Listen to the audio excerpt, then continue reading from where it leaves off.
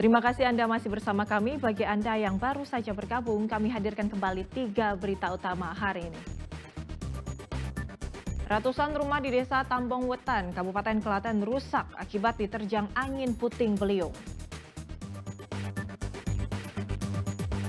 Pentas musik etno jazz unik yang berlangsung di area persawahan di Klaten. Demam makanan Korea dimanfaatkan seorang mahasiswa di kota Semarang untuk membangun bisnis gimbap dan memperkerjakan puluhan mahasiswi.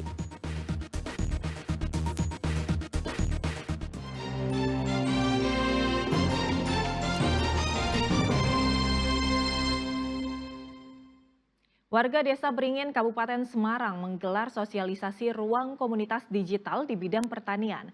Mereka memanfaatkan teknologi internet dan aplikasi untuk membuat alat penyiraman tanaman secara jarak jauh. Upaya ini agar meningkatkan efisiensi operasional pertanian.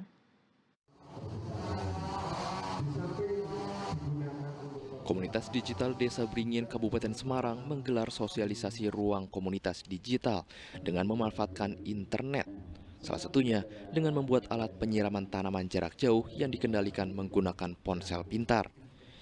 Dengan alat ini, petani tak harus menyiram atau memupuk tanaman langsung di lokasi, namun bisa mengendalikannya dari jarak jauh menggunakan ponsel pintar yang terhubung dengan jaringan internet. Pelatihan smart farming ini bertujuan untuk meningkatkan efisiensi pertanian. Petani dapat mengatur jadwal penyiraman, memonitor kondisi tanah, bahkan mengatur konsumsi air. Kita tidak harus selalu di lahan. Kita bisa bekerja di tempat lain tanpa harus meninggalkan kondisi real di lapangan. Sehingga di saat dibutuhkan harus menyiram, kita menyiram dari mana saja. Peserta tak hanya dari petani, namun juga para pemuda. Melalui ruangan komunitas digital ini, peserta belajar cara mengoperasikan teknologi berbasis internet untuk meningkatkan hasil pertanian mereka. Smart farming ini bisa menjadi manfaat yang bagus ke depannya untuk para anak muda. Semoga bisa mengembangkan lebih jauh lagi dan lebih inovasi lagi. Dari hasil smart farming dan komunitas digital desa ini diharapkan dapat mendukung kesejahteraan warga desa serta akses belajar berbagai layanan digital lainnya. Yulianto melaporkan dari Kabupaten Semarang. Pagelaran musik etno jazz Sawah 2024 yang digelar di area persawahan Desa Ponggok, Polanharjo, Klaten berlangsung meriah. Acara ini juga untuk mengenalkan potensi pertanian dalam mewujudkan ketahanan pangan dan menjaga kelestarian lingkungan.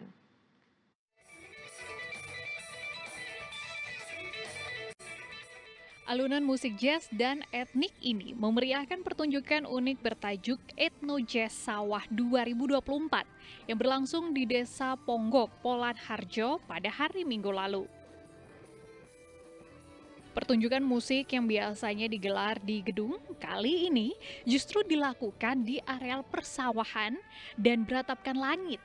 Dengan lembut, lantunan nada dan melodi ditambah pemandangan sawah sangat memanjakan telinga serta pemandangan para penonton.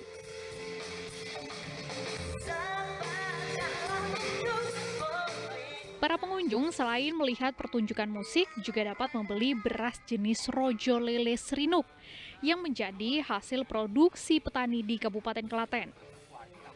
Jadi Klaten Etno Jazz Sawah adalah sebuah gerakan lestari untuk kedaulatan air dan ketahanan pangan dalam bentuk konser yang diadakan di satu area yang menurut saya lanskapnya cukup lengkap karena ada persawahan, ada umbulnya, kemudian ada sungai atau kalinya, lalu juga dikelilingi hutan yang kita lihat ini, ada hutan jati dan berbagai macam biodiversity lainnya, keanekaragaman hayati lainnya yang sangat menarik untuk diintegrasikan lewat musik yang bernuansa etik atau tradisi.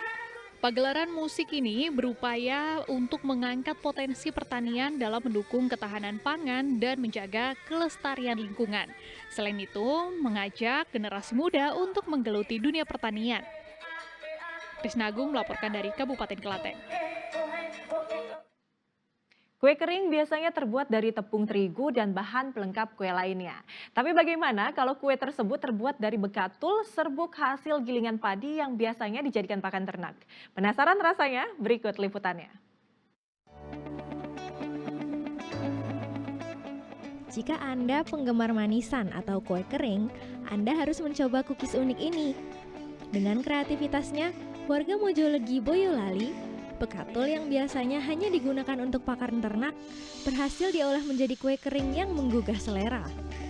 Eits, jangan khawatir, bekatul yang jadi bahan baku utama kue ini telah disaring dan diayak, sehingga kualitasnya terjamin. Bekatul pilihan ini kemudian disangrai dan dicampur dengan bahan pelengkap lain seperti margarin, telur, dan gula, serta dicampur dengan terigu dengan perbandingan 1:3.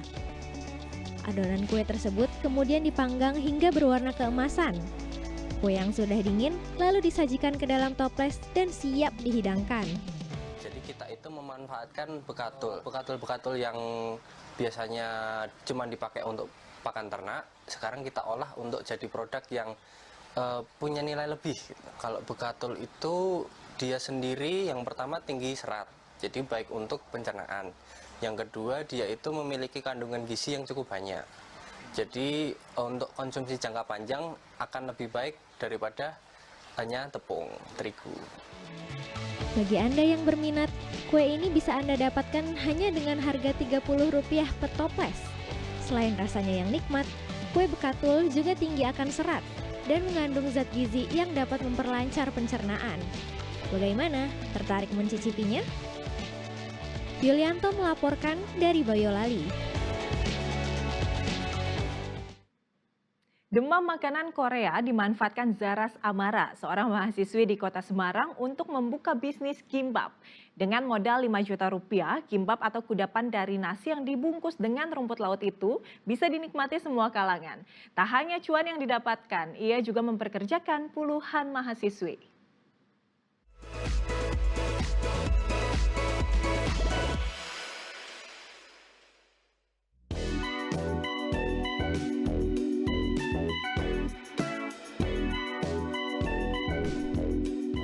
Sebelumnya saya pernah bekerja di pabrik dan terakhir saya bekerja di rumah makan.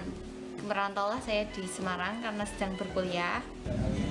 Alasan utamanya karena buat tambahan uang saku ya Kak, karena saya kebetulan dari anak yang kurang mampu dan dapat KIP.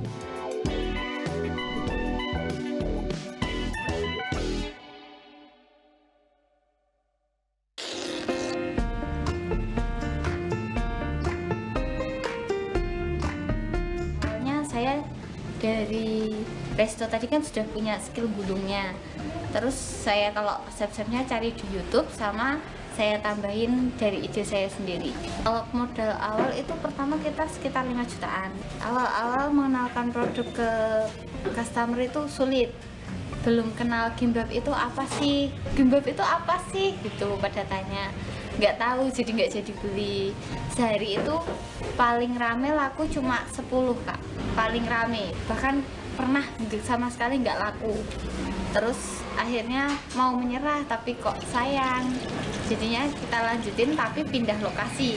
Awalnya kita satu gulung isi 10 potong itu harganya 11.000. Nah di situ mulai pada kenal, terus pada dari mulut ke mulut pada bercerita ini gimbap ini. Jadi yang awalnya cuma laku paling banyak 10 itu mulai 20, 30 sampai 40-an. Semenjak itu mulai rame usaha saya membawa ibu saya yang dari Wonogiri ke sini, dan saya juga buka lowongan dan ada 15 karyawan yang kebanyakan mahasiswa. Ada yang part time, ada yang full time juga.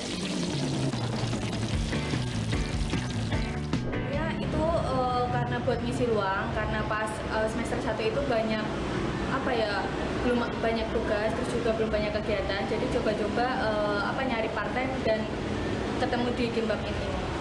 Ya tentu aja bersyukur karena selain bisa nambah pendapatan, terus juga banyak pengalaman. Gimbap Korea itu kita pakai gimbap Korea itu pakai acar lobak sebenarnya, tapi karena lidah Indonesia itu kurang cocok dengan acar lobak, rasanya yang kecut, cenderung kecut, asam, ya kurang cocok gitu, jadi acar lobaknya saya nggak pakai. Harganya kisaran dari 13.000 sampai 19.000 Pak, itu dapat 10 potong. Awalnya kita pakai itu mulut ke mulut dulu ya Kak, jadi masalah mulut ke mulut, terus saya mulai pakai media seperti Instagram, TikTok, terus juga food vlogger, terus sama online food Kak. Saya tahu gimbap ini dari media sosial di Instagram dan saya coba, rasanya cocok di lidah saya. Harganya terjangkau untuk saya yang mahasiswa, biasa beli yang 13.000 murah. Sangat bersyukur Kak, karena yang awalnya cuma sekarang udah bisa bawa ibu ke sini juga, terus banyak yang sudah bisa saya beli sendiri, sudah bisa mandiri. Dari yang awalnya 1 cabang, sekarang saya punya 4 cabang Kak. Untuk omsetnya, jualannya kita sudah mencapai 16-20 jutaan Kak, yang bersih untuk ke-4 cabangnya. Dari keinginan untuk membantu sesama yang tidak punya kesempatan, saya bertekad untuk jadi orang yang memberikan peluang itu. Intinya selalu berusaha dan berani berubah.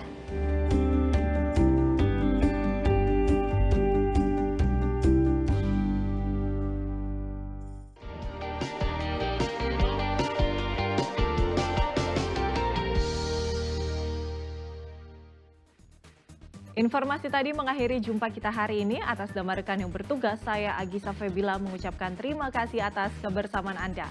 Selamat beraktivitas dan sampai jumpa.